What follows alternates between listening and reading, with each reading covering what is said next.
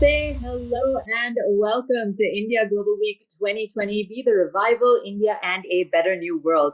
I'm your host, Priyanka Deo, reporting live from New Delhi. And what a fabulous week it's been here at India Global Week. Fantastic discussions. I've learned so much, and it's been a pleasure to host all of you, and especially the audience. Comments have been pouring in, and we're already getting asked when our next event is going to be. So as Manoj Ladwa said in his video, India Inc. believes in building great winning partnerships, and all of you are great partners. So big shout out to all our partners this year. And follow us on India Inc. Corp on Twitter. That's India INCORP on Twitter throughout India Global Week. If you're taking screenshots, if you're posting on social media, if you have any thoughts, if you have any questions, please leave them on social media with the hashtag #BeTheRevival.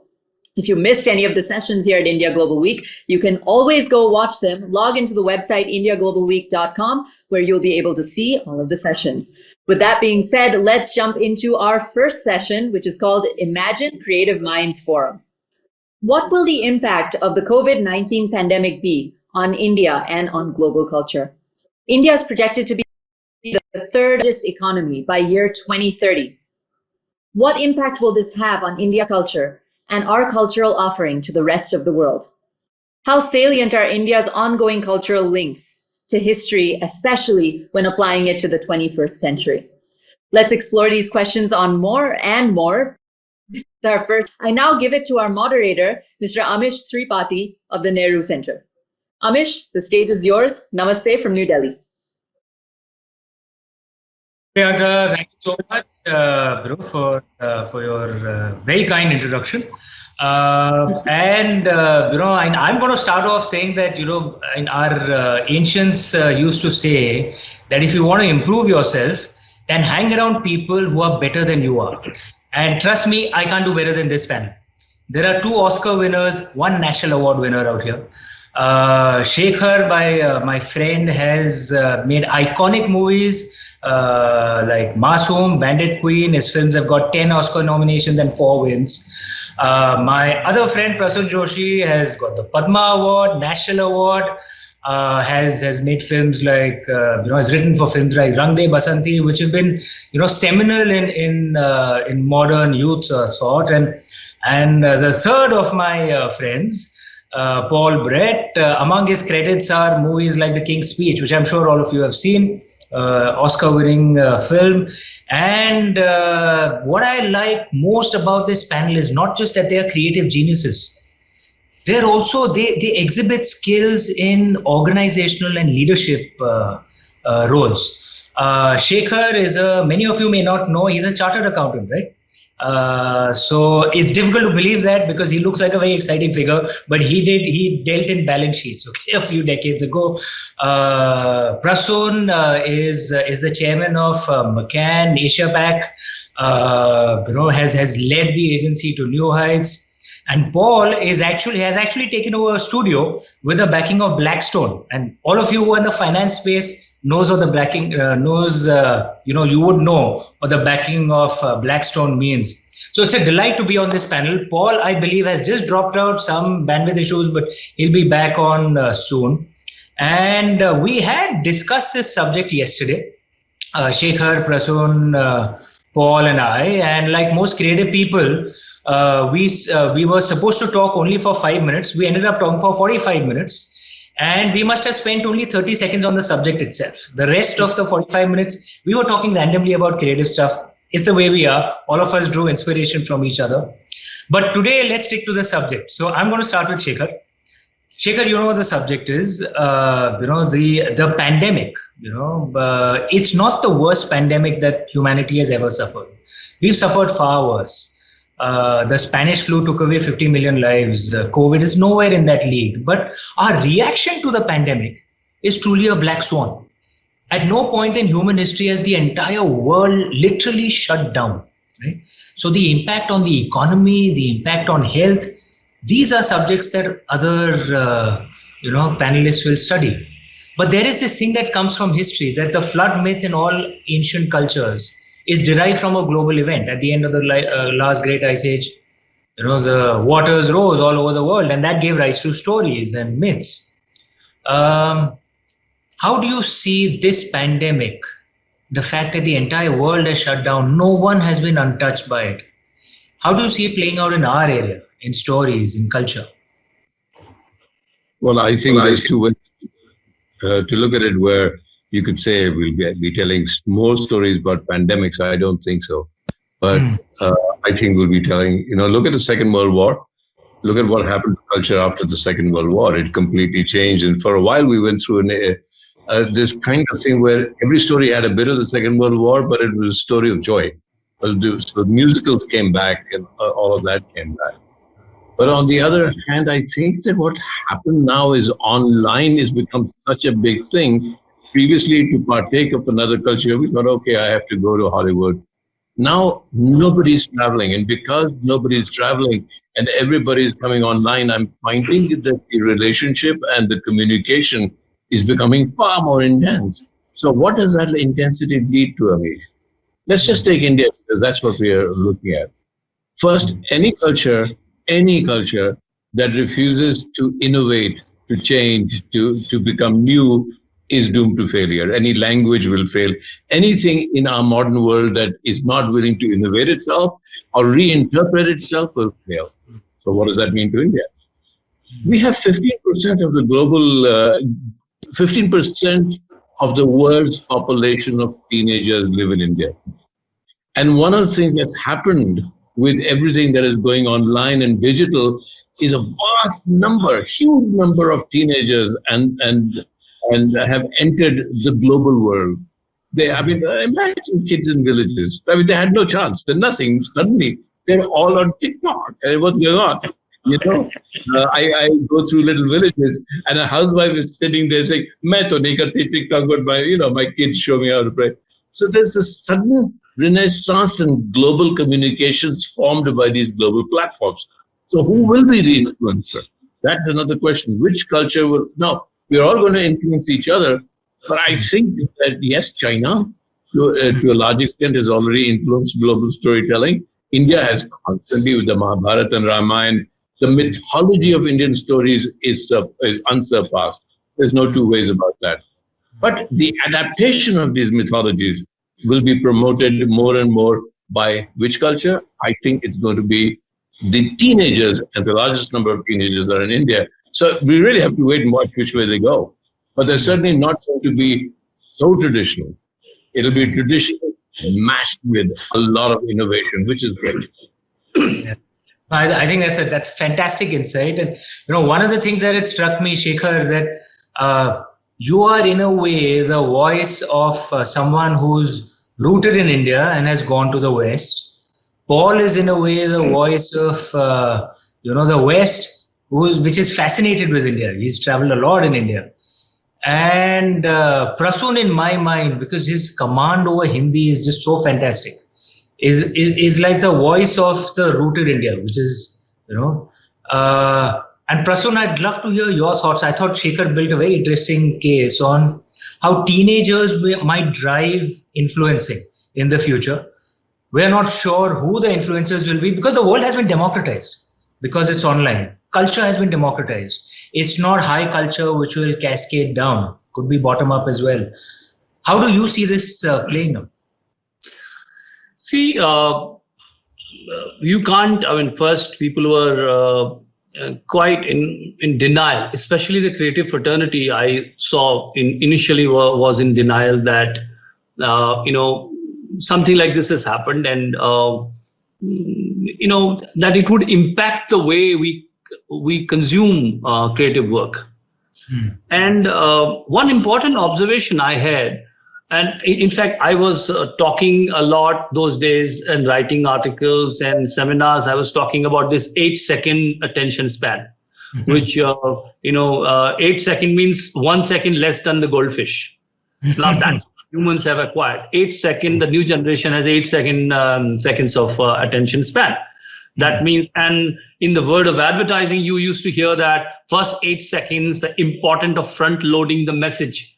All these things were happening, and everybody was working.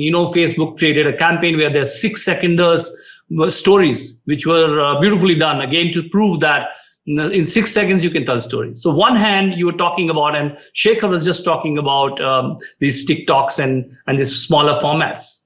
In fact, the music industry was talking about 15-second versions of the 3-minute songs. And I got the request from a lot of my friends that, you like hook phrases and you write, short sort of haiku style. Why didn't you tell us what would be the 15-second version of this song? Now, this is what was happening. Now comes pandemic, and you see coronavirus hitting us. And suddenly you saw, a little bit of space was created for people. Even in my daughter, who is a teenager, a lot of things which Shekhar was talking about, it requires a kind of little bit of patience. As in Natya Shastra, we used to talk about, rasa utpatti. Correct. The end is not important. The moment is so elongated, and you are basically creating bhava srijan, जिसे आप कहते हैं. भावों का सृजन कर रहे हैं, भावों की रसों की उत्पत्ति कर रहे हैं. तो अगर करुण है तो आप उस वक्त रो रहे हैं, वही इंपॉर्टेंट है. कहानी में बाद में क्या होने वाला है इतना महत्वपूर्ण नहीं है. What is important is what is happening in that particular moment. It's a suspended moment which wants to create a certain emotion in you, and that is end in itself. Now that required a certain kind of patience. And also I was seeing in this fast pace, snacking of creative work, which I call like on the go creativity, where you just want a 15-second, tell me moti baat batao. That moti baat batao, the tell me the zest fast, the elevator speech creativity, I think somehow came to a standstill for a moment. And I call it the rebirth of nuance. I think you have time for nuance because you have time to breathe today. A lot of, active consumption, these participative mediums and this communication and advertising people will tell you that a lot of these mediums where they used to use it like interactive medium, Shekhar, today we are using it as a passive consumption medium because people are not, they're sitting and consuming a lot. They're still more. And as a result, I think there's a attention span which was suffering. I'm not saying that is changed, but there is a pause. And people are listening more. So sukshma, जिसे हम कहते हैं, nuance, what you call. So I think a long form rebirth where for certain themes you require long forms. I think those themes, in my opinion, what I hear in the creative fraternity, those themes are coming back. So there is a rebirth of nuance. A fascinating thought. And I want to, pick on this a bit and how it works with the teenagers as well. Because one of the things I've noticed that's very interesting about, it's true in India, and I'm finding it's a little true in the West as well in the last few months that I've lived in London, that the teenagers, this younger generation, either they give you nothing, just less than 8 seconds, or they give you everything, an entire weekend, right? Hey Paul, hey, welcome back, man. Sorry, we'll just wait till Paul gets his sound sorted. But I just want to check, Shekhar and Prasoon, if you have something to add on this, that there's this dichotomy. Teenagers either give you nothing or they give you everything. Either just less than 8 seconds or an entire weekend. What gives out there? Shekhar first and then Prasoon. Yeah, okay. So, Amish, it's all about, I agree with what Prasoon is saying, but we cannot talk about it unless we talk about what storytelling is. Storytelling became three-act structures only after publishing, only after the Gutenberg press. Before that, we just told stories. Mahabharata may have had thousands and thousands and thousands of versions as a grandmother told a grandchild, and your books would probably not end. End. That's what people say. And nothing has to end. And therefore, once you plant a seed, the story can go on and on and on. Then what does become a story? A story then doesn't have to have a whole thing. It could be a moment. Or फिर उसने कहा, could be a story, anything. So the short form and the long form, each one is an emotional surge. Now you could extend it, you can bring it shorter. So I think one of the things that's going to happen, which is exactly what Prasoon is saying, is not just going to be long form, it's going to be infinite form. You can go on and on and on and on and on, and you don't need to stop. So every little parcel, every little bit of it becomes a story. Yeah. So the Avengers series is never going to end. No, it doesn't have to. Yeah. Prasoon, I'll just come to you, but since Paul is back, if I may just ask Paul something. Paul, sorry, you missed a bit of the conversation. Among the things that Shekhar and Prasoon were saying very rightly is that, with the, I'm just giving a brief of it, that teenagers will become more important. India has 15% of the world's teenagers. Prasoon said very rightly, attention spans are challenged right now. Prasoon, runs one of the most successful ad agencies in the world as well. So he has some insight into how to get ad messages through and the limit of 8 seconds. But there is also this dichotomy that if they like something, they give an entire weekend to this. So having that background, I want to come to you with one thought that there is this, I don't know if it will play out that way or not, but there are some who are saying that theaters are never coming back, right? It'll probably take a year for business to come back to normal, but even post that, many people may still be scared of going onto a theater. Is that like a supply side shock that might hit storytelling? Because what happens to that massive blockbuster movie which is made for theater as compared to online where there are perhaps longer storytelling? Do you see this playing out, or do you think that's an overinterpretation and theaters will come back? I think that it's the most important question there is in the world of entertainment for the theatrical experience of the cinema and for live theatre.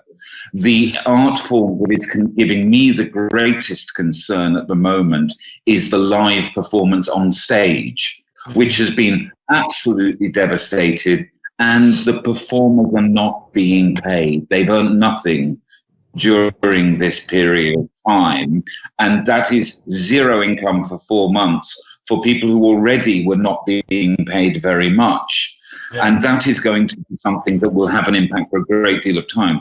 In terms of the cinema and the big blockbuster, that is impervious to harm, and that it will return. It may be 2 years until we see something close to normal, and 3 or 5 years until we see box office records being broken again.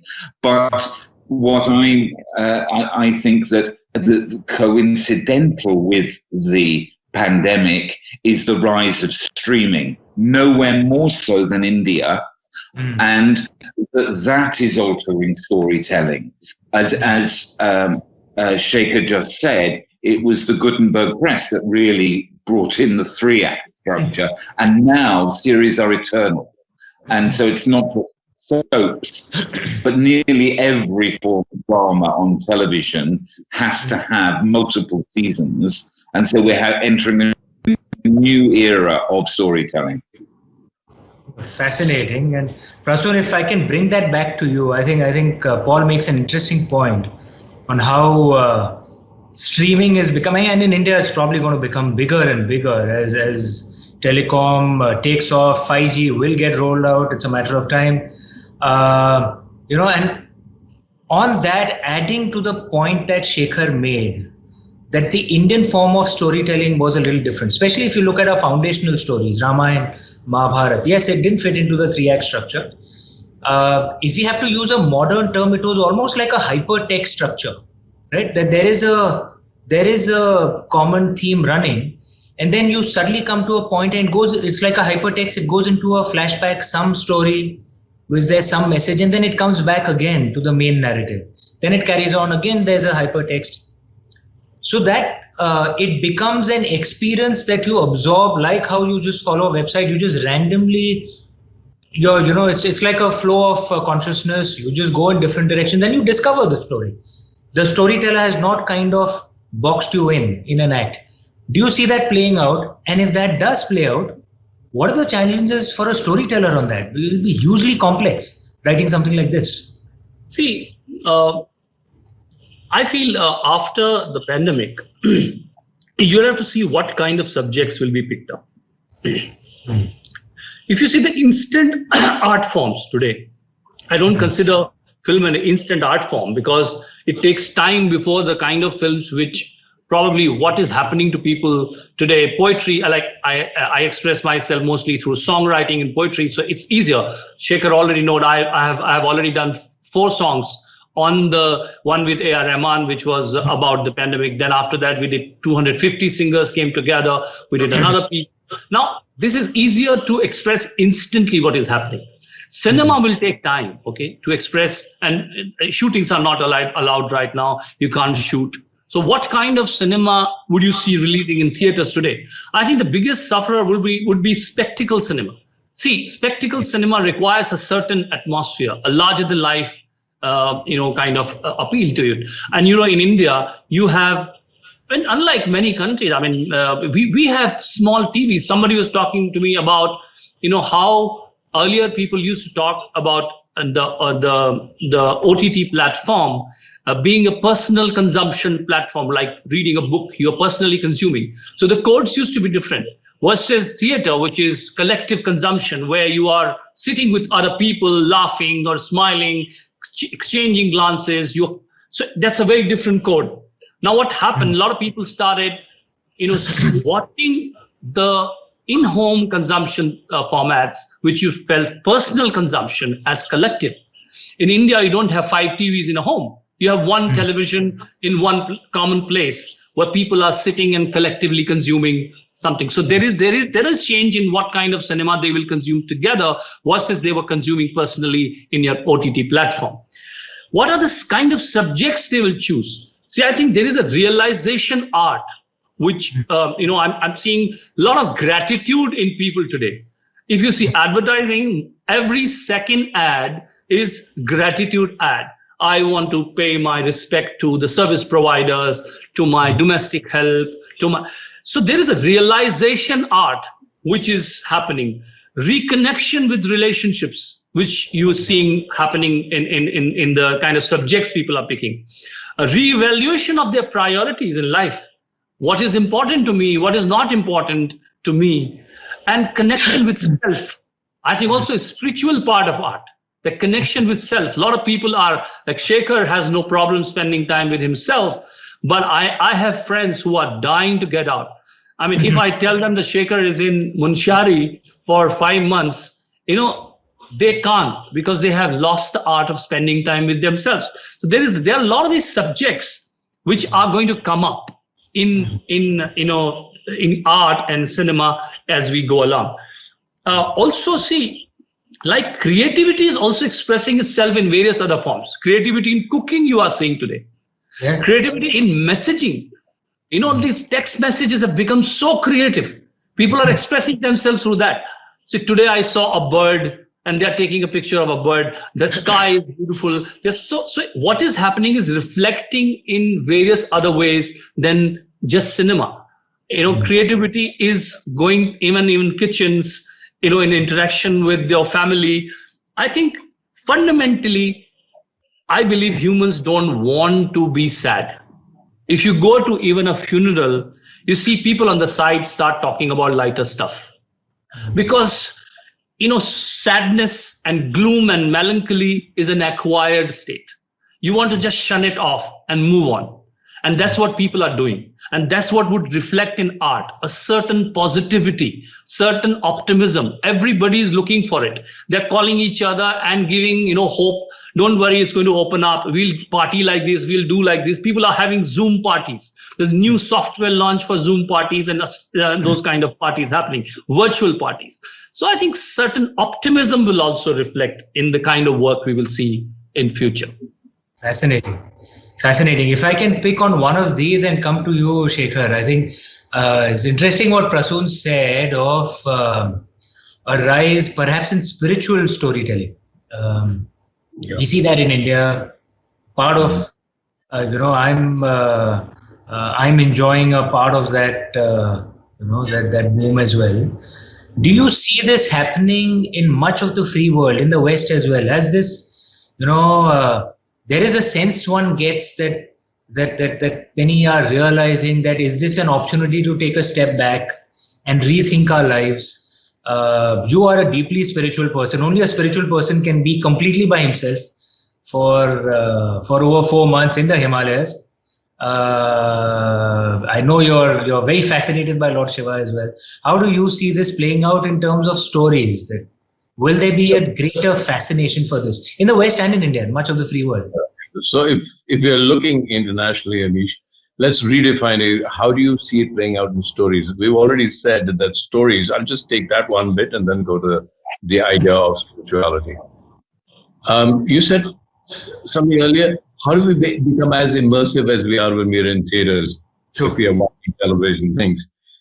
There is such a huge investment right now in online delivery systems. Huge. And we are soon going to get in, Amish, let's take your books, for example, that you create a world and then you're allowing other people to come in and create a world within your world and create characters within your characters. So that will lead to what we said was infinite storytelling, right? Right. So the other thing is, so that will be much, much more exciting. You know, if you look at websites that have risen since the start of the COVID, 3% rise in spirituality transfers all over the world, 3,000%. Yeah, so that's how important spirituality is. So that includes gratitude, who am I, discovering 3,000% internationally. Now, part of them are religious, of course, and some are spiritual, some are broader, some are Buddhist, some are Islamic, some are Hindu. But the rise of spirituality is huge. That might be because of fear, but it is there.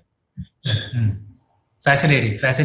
If I can just carry that question over to you, Paul, as well, because you unfortunately missed out. I'd given your introduction, and I think one of the most fascinating things that people will find about you is that you are running a studio with the backing of Blackstone. All financial guys know what that backing means.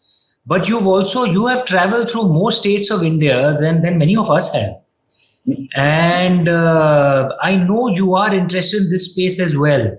And I think what Shekhar said, yes, there is a rise in interest in spirituality. This is playing out in the world. How do you see it playing out in the West? And how do you see that playing out on India-West relations? There is a perception in the West that India is a great place to go to for spiritual wisdom. How does this play out in India-West relations, particularly how stories, culture will? Of course, I'm extraordinarily jealous of Shekhar's time in the Himalayas. It is quantitatively and qualitatively the most beautiful place in the world. And I am indeed fortunate to have first visited when I was 18 in 1978. And I have indeed traveled in every state in India except Assam since that time. And so I truly love all of India, north, south, east, west. And I think that one of the things from my point of view in my business is that we will understand that cinema is not limited to Bombay, and that we will truly appreciate that just as Hollywood is not the only cinema of the Americas, that Bollywood is not the only cinema of the Indian subcontinent, and that there is cinema to be appreciated from Chennai, from Kolkata, and that there will be a rise of storytelling on the big screen and screens as small as your phone all over India. And so I was speaking to a colleague of yours only last Sunday and identifying at least 10 states in India that could easily benefit from having a substantial film studio, which could generate programming for not only India, but the entire globe. I did want to take up the point earlier made that, that people don't want to be sad and so on. I think to every season, to every feeling, there is a time, and that sometimes we do like to wallow in our grief and then move on. There's nothing worse than to be told, cheer up, it might never happen, when one is feeling depressed. That there is a time to dwell in this and then move on. And, that this too will pass, a time of sadness or a time of great joy. And I do think that the rise of India is here for the rest of the century at least, that the influence of India globally is truly in the ascendant, and that we will understand that far more of the entire nation than is simply represented by a particular genre of Bollywood film. If I can come to you, Prasoon, with this, I think Paul has raised an important point, and I know you've spoken of this often. What is often referred to as the rise of the rest. That in publishing there was a Delhi dominance, in films there is a Hindi film industry dominance, and there has to be, even within Hindi film industries, you have taken storytelling to a much deeper, more rooted place, of small town UP, or places in Telangana, and places that have been ignored, right, in national movies. And in that sense, yes, India is almost a continent. It is more of a continent, than just a country. How do you see the rise of the rest impacting storytelling and then impacting India's image in the world? Because India's image in the world then will not just be defined by what a few people in Delhi or Mumbai tell them. It'll be defined by what the rest of India speaks up. And online is giving them the voice, right? How do you see this playing? Yeah, Amish, this is a topic not only limited to films. Yesterday, I was at a music session, and we were talking about how every other musical style has subsumed its identity into something called Bollywood. A folk piece of music which probably had a certain instrument. That instrument was not anymore there, and in the current form the folk song exists today is the Bollywood version of it. Now everything has been almost been subsumed into. That's the only central narrative platform which was covered by media, which was given more importance, got more funding. And as a result, not only to various other language films, but it happened to various other art forms as well. That many art forms, which are performing arts, they got subsumed into Bollywood. And unless everybody's last destination almost became, can I get a break in a film? You go to a Manganiyar in Rajasthan singing Nibuda Nibuda. And today, I think you know that song. A lot of Indians who know the song because of a film. Now, probably with the rise of internet and with the rise of many other ways of consuming, we are seeing a lot of regional music which is coming out today, which is free of Bollywood, which has nothing to do with films.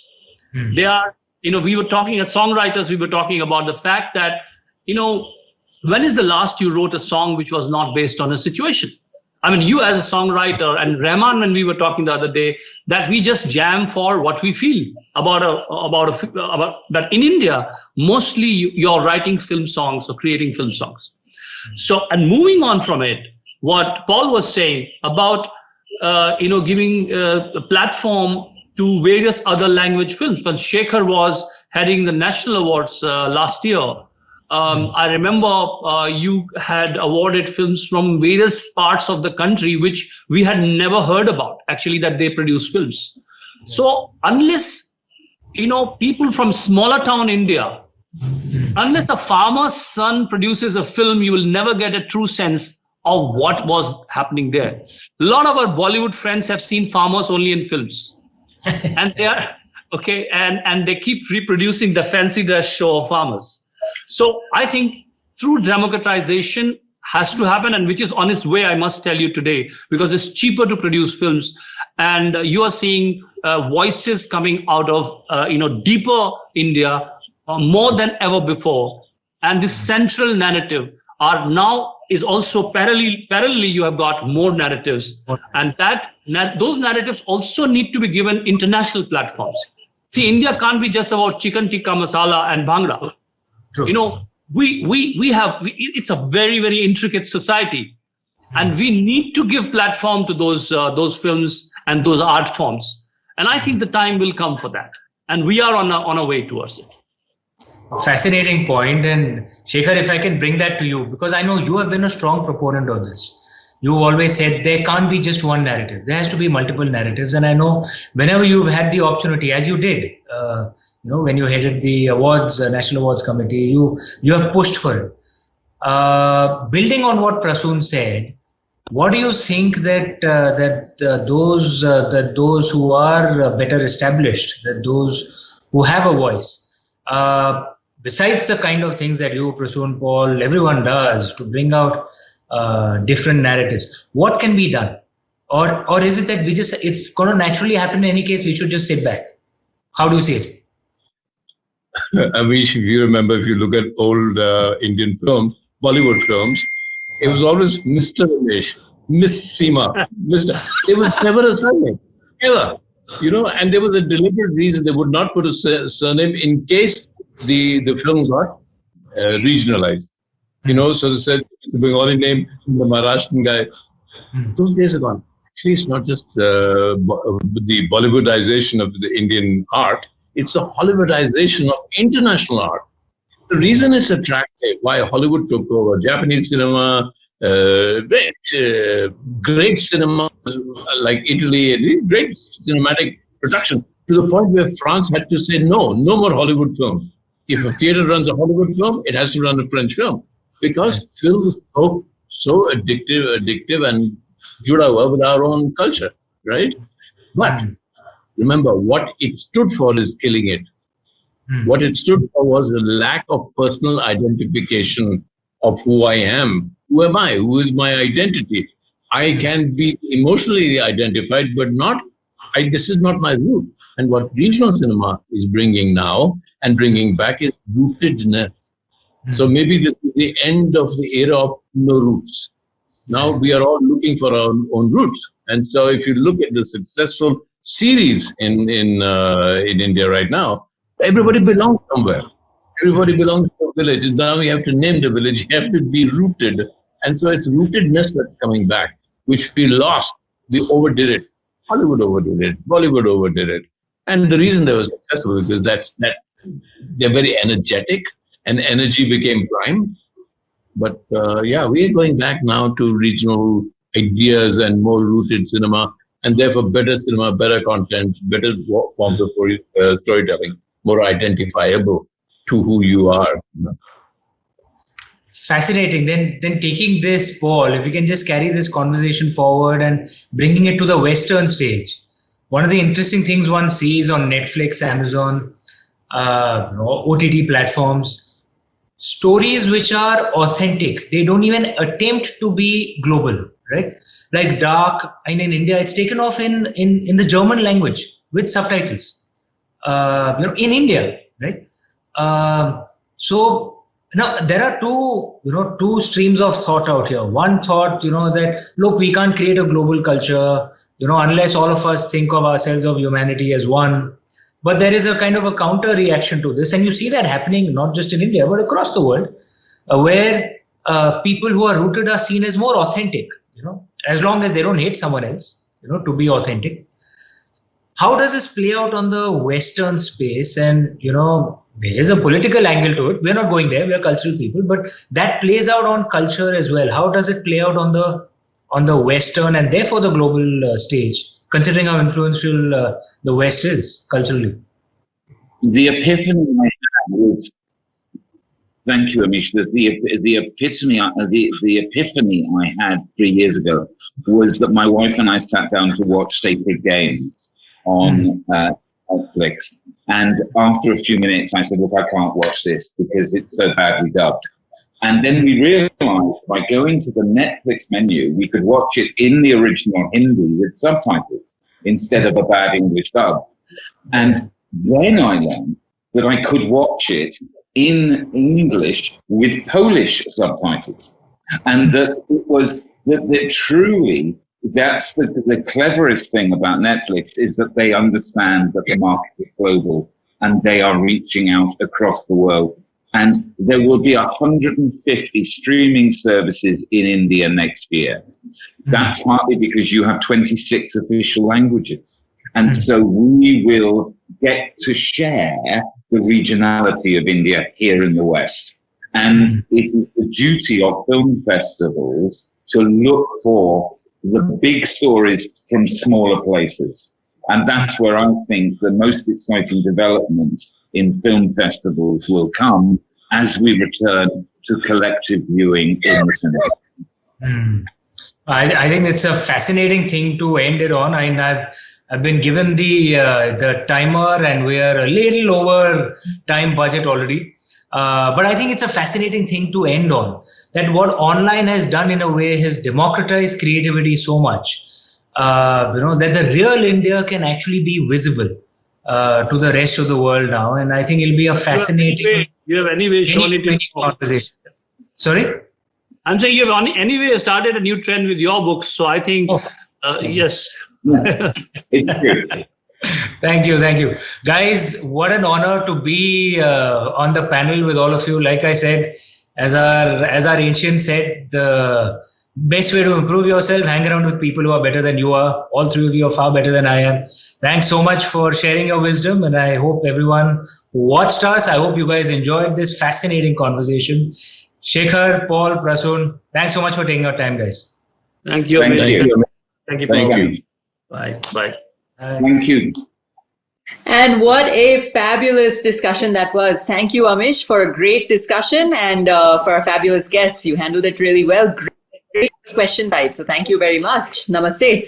Welcome to India Global Week 2020. Be the revival, India and a better new world. I'm your host, Priyanka Deo, reporting live from New Delhi. And what a fabulous week we've had, full of fascinating discussions. And when I say fascinating, it's a cliche word, but we have been in-depth, 69 countries coming together, over 10,000 registered attendees.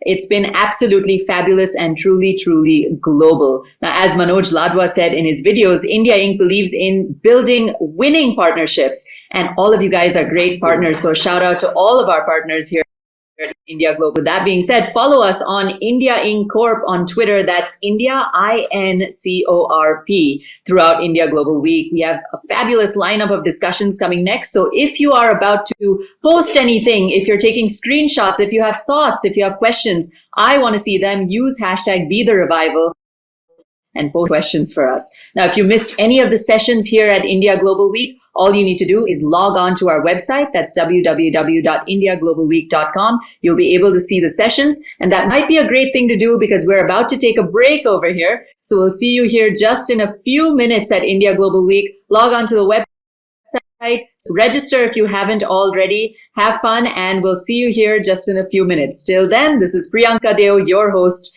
at India Global Week 2020. Namaste from New Delhi.